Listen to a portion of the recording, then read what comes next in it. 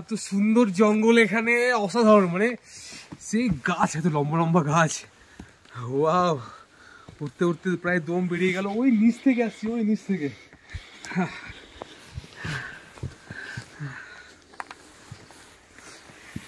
প্রকৃতি যে এতটা সুন্দর হয় এখানে না আসলে বোঝা অসম্ভব। এমনকি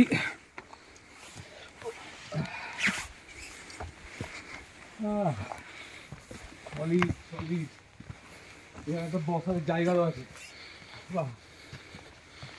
এত নিস্তব্ধ, এখানে কোনো গাড়ি ঘোড়ার সাউন্ড নাই, কিচ্ছু নাই।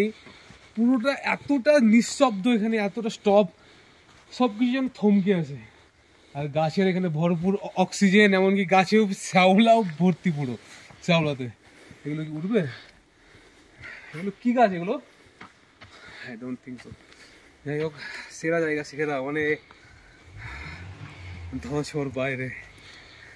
ঠিক আছে, চলো ভাই, এখানে কিন্তু অবশ্যই এসো। টাটা।